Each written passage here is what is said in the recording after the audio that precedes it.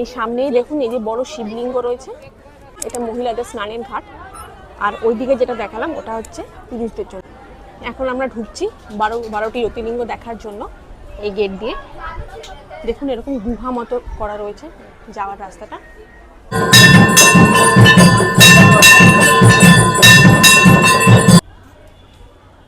এখানে জুতো খুলে আপনাদের মন্দিরে প্রবেশ করতে হবে। এখানে সব কার পার্কিং এর জায়গা, এটা হচ্ছে কার পার্কিং এর জায়গা। এখানে আপনারা বাইক কার যাই আনবেন এখানে রাখতে পারবেন। দ্বাদশ জ্যোতির্লিঙ্গ, যা ভগবান শিবের 12টি পবিত্র এবং বিশেষ জ্যোতির্ময় রূপ, যা ভারতের বিভিন্ন স্থানে অবস্থিত। শিবপুরাণে বর্ণিত এই লিঙ্গগুলো অনাদি ও অনন্ত আলোর স্তম্ভের প্রতীক। সোমনাথ থেকে ঘৃষেশ্বর পর্যন্ত এই পবিত্র তীর্থস্থানগুলো হিন্দু ধর্মাবলম্বীদের কাছে অত্যন্ত জাগ্রত ও পবিত্র স্থান হিসেবে পূজিত হয় এবং বিশ্বাস করা হয় যে এই 12টি জ্যোতির্লিঙ্গ দর্শনের মাধ্যমে মানুষের পাপ ক্ষয় হয়, মোক্ষ লাভ হয় এবং ভগবান শিবের আশীর্বাদ পাওয়া যায়। হ্যালো বন্ধুরা, গুড ইভিনিং। আমার মেঘবালিকা চ্যানেলে আপনাদের আবারও স্বাগত। এসে গেছি আরও একটা নতুন ভিডিও নিয়ে। তো ভিডিওর থাম্বনেল এবং ইন্ট্রো দেখে নিশ্চয়ই আপনারা বুঝে গেছেন যে আমরা আজকে কোথায় এসেছি। তো আমরা এসেছি আজকে হাওড়া শালকিয়ার বড় শিব মন্দির দেখতে। তো এখন আমরা ভেতরে প্রবেশ করছি, ওই যে ওই গেটটা দিয়ে ঢুকলাম, এখন ভেতরে যাচ্ছি। অনেকটা বড় এরিয়া জুড়ে রয়েছে কিন্তু মন্দিরটা। তো চলুন এগিয়ে দেখি মন্দিরের ভেতরে কী কী রয়েছে। শুনেছি একটা 51 ফুটের বড় শিবের মূর্তি রয়েছে, ভোলে বাবার মূর্তি রয়েছে। আর তার সাথে আমাদের ইন্ডিয়ার যে 12টি জ্যোতির্লিঙ্গ আছে বিভিন্ন জায়গায় অবস্থিত বিভিন্ন রাজ্যে, সেটাও রয়েছে। তো চলুন একে একে সমস্তটা ভিজিট করে দেখি। ওই সামনে একটা মন্দিরের চূড়া দেখতে পাচ্ছি, সামনে গিয়ে দেখি ভেতরটা কতটা সুন্দর। এরকমভাবে রাস্তা করা রয়েছে, আপনারা কেউ পার্সোনাল কার নিয়ে আসলে এই রাস্তা দিয়ে অনায়াসে গাড়ি ঢুকিয়ে যেতে পারবেন। এখানে কার পার্কিং রয়েছে, বাইক এবং কার আপনারা সাথে নিয়ে আসলে পার্কও করতে পারবেন এই মন্দিরটিতে। আমরা তো মধ্যমগ্রাম থেকে এলাম নিজেদের গাড়ি নিয়ে। তো আপনারা যারা ট্রেনে করে আসতে চান বা বাসে করে আসতে চান তাদের ক্ষেত্রে তারা কিভাবে আসবেন সেটাও আমি আপনাদেরকে ভিডিওতে আস্তে আস্তে জানিয়ে দেবো। এখানে সব কার পার্কিংয়ের জায়গা, এটা হচ্ছে কার পার্কিংয়ের জায়গা। এখানে আপনারা বাইক কার যাই আনবেন এখানে রাখতে পারবেন। মাঝখানে একটা গোল করে এরকম ফুলের একটা জায়গা করা রয়েছে, ফুলের গাছ লাগানো রয়েছে। আর এখানে ওইটা দেখছি একটা শপ মতো যেখানে ঠাকুরের বইঠইগুলো পাওয়া যায়। এই যে দেখুন বন্ধুরা, এই যে ফুলের জায়গাটা করা রয়েছে গোল করে। এখন আমরা এই সামনে দিয়ে এগিয়ে যাচ্ছি, এই রাস্তাটা দিয়ে মন্দিরের দিকে সামনে। আর পিছনে দেখতে পাচ্ছি শিব ঠাকুরের ওই মূর্তিটা, হাতে শুধু ত্রিশূলটা, ওটা দেখতে পাচ্ছি। সামনে গেলে আমরা পুরোটা দেখতে পাবো।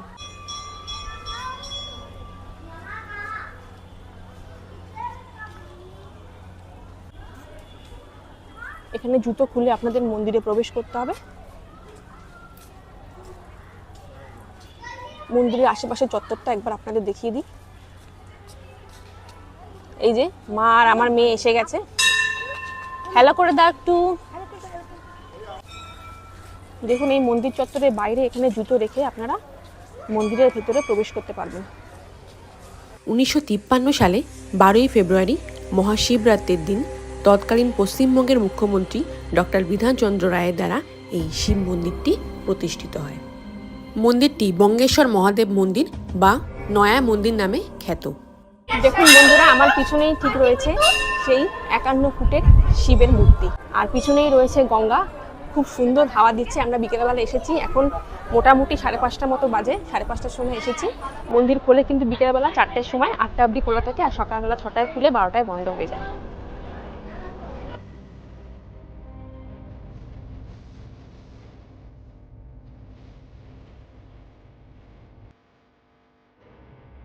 দু সালের 23শে ডিসেম্বর তৎকালীন ভারতবর্ষের রাষ্ট্রপতি ডক্টর প্রণব মুখার্জি দ্বারা এই মূর্তিটির প্রাণ প্রতিষ্ঠা করা হয়।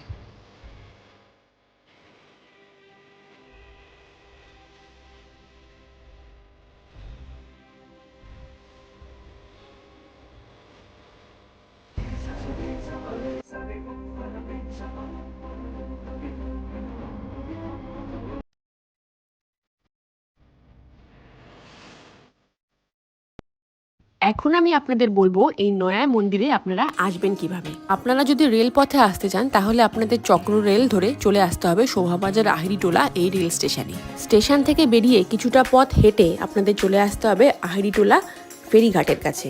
আহিরিটোলা ফেরিঘাটে দুটো টিকিট কাউন্টার রয়েছে, একটি হচ্ছে হাওড়া যাওয়ার টিকিট কাউন্টার আর একটি হচ্ছে বাদাঘাট যাওয়ার কাউন্টার। আপনাদের যেহেতু বাদাঘাটে নামতে হবে তাই এখান থেকে 8 টাকার টিকিট কেটে আপনারা পৌঁছে যান বাদাঘাট ফেরি জেটিতে। খুব অল্প সময়েরই এই জার্নি, কিন্তু এর এক্সপিরিয়েন্স খুবই ভালো হবে। সামনে দেখুন হাওড়া ব্রিজটা দেখা যাচ্ছে। বাদাঘাটে নেমেই 2-3 মিনিটের মধ্যেই আপনারা এই মন্দিরে পৌঁছাতে পারবেন। এছাড়া ব্লু লাইন মেট্রো ধরে চলে আসুন শোভাবাজার 57টি 1 নম্বর গেট এবং সেখান থেকে অটো ধরে আহিরিটোলা ঘাট।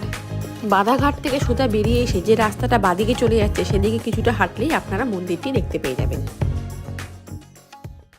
দেখুন এই যে শিব ঠাকুরের মূর্তিটা, এই মূর্তির ঠিক পিছনেই রয়েছে গঙ্গা বক্ষ, গঙ্গা মা।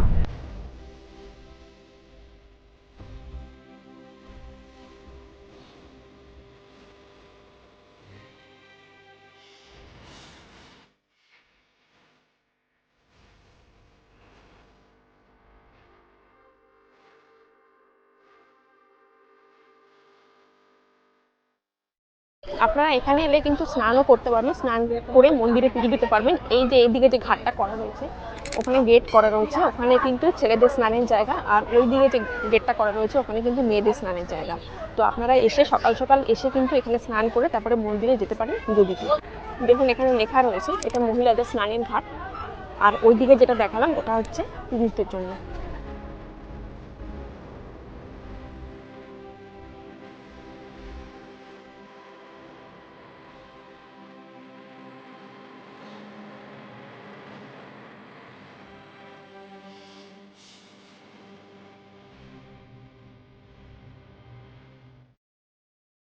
এবার চলুন আপনাদের মূল মন্দিরের গর্ভগৃহ থেকে একবার ঘুরিয়ে নিয়ে আসি, যেখানে সম্পূর্ণ রূপো দিয়ে মোড়ানো শিবলিঙ্গটি অবস্থান করছে।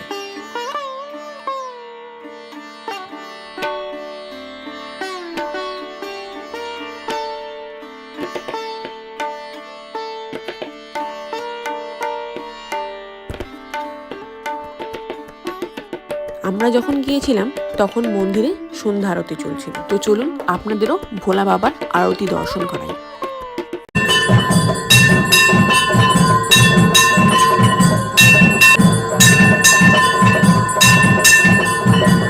মূল মন্দিরে শিবলিঙ্গের বাদিকে রয়েছে মাতা পার্বতী, গণেশ এবং ডান দিকে রয়েছে লক্ষ্মী নারায়ণের একটি খুব সুন্দর মূর্তি।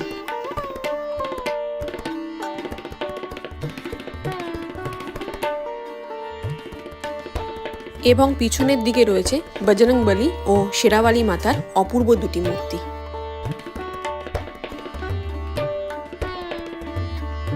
দেখুন বন্ধুরা এই যে বাদিকে শিব ঠাকুরের এই মূর্তিটা, মন্দিরটা, আর এই দিকটা দেখুন এখানে আরো বেশ কিছু ছোট ছোট মন্দির রয়েছে। রাম সীতার মন্দির রয়েছে, এটা রাধাকৃষ্ণর একটা মন্দির রয়েছে।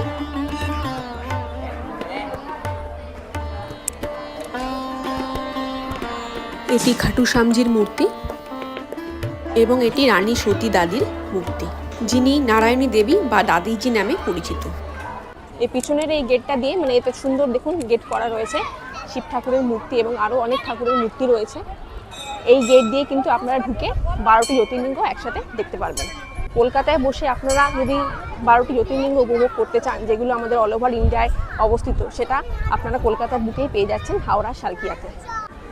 দেখুন এখানে খুব সুন্দর একটা আর্টিফিশিয়াল ঘাস দিয়ে এরকম লন করা রয়েছে, যার ঠিক সামনেই রয়েছে 12টি জ্যোতির্লিঙ্গ দেখার প্রবেশ পথ। এই দেখুন এই হচ্ছে গঙ্গা বক্ষ, সামনেই উপর দিয়ে লঞ্চ যাচ্ছে গঙ্গা মায়ের উপর দিয়ে। এখন চলুন এই মন্দিরের যে আরেকটি বিশেষ আকর্ষণ সেটি হলো 12টি জ্যোতির্লিঙ্গ, তা আপনাদের একবার ভিজিট করিয়ে নিয়ে আসি।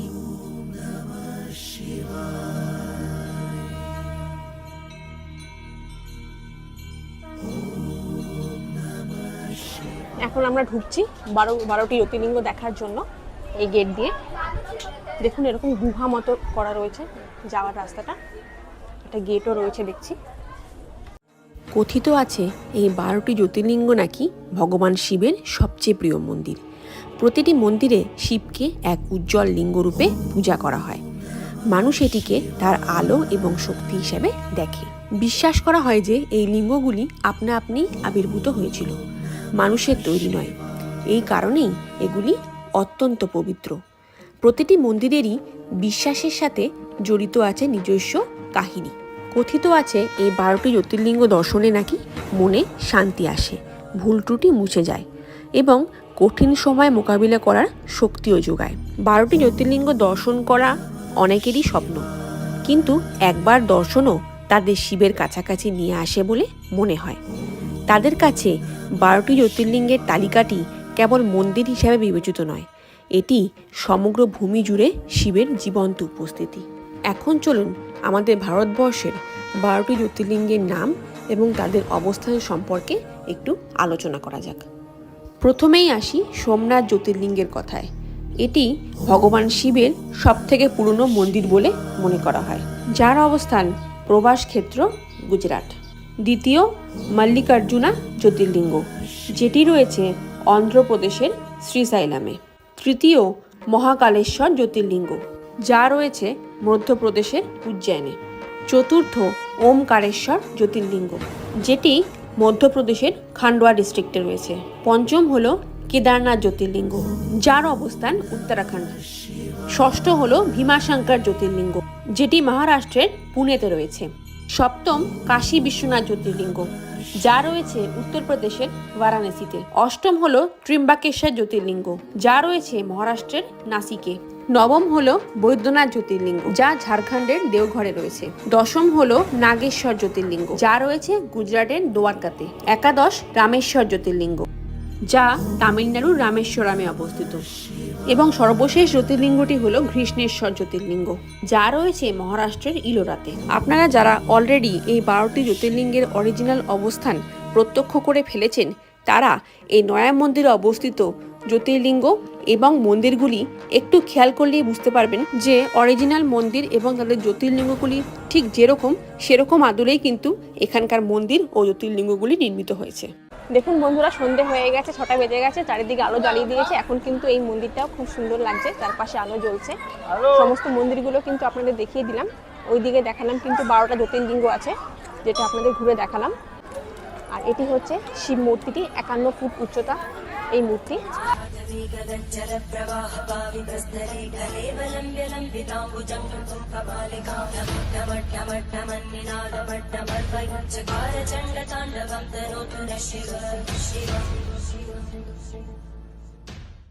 তো বন্ধুরা, আজকের এই বঙ্গেশ্বর মহাদেব টেম্পেলের ভিডিওটি আপনাদের কেমন লাগলো অবশ্যই একটা কমেন্ট করে জানাবেন। আর যদি ভালো লেগে থাকে তাহলে চ্যানেলটি সাবস্ক্রাইব করে পাশে থাকবেন। তো চলুন আজ বিদায়, আবার দেখা হচ্ছে আপনাদের সাথে নতুন একটা বেড়াতে যাওয়ার ভিডিও নিয়ে।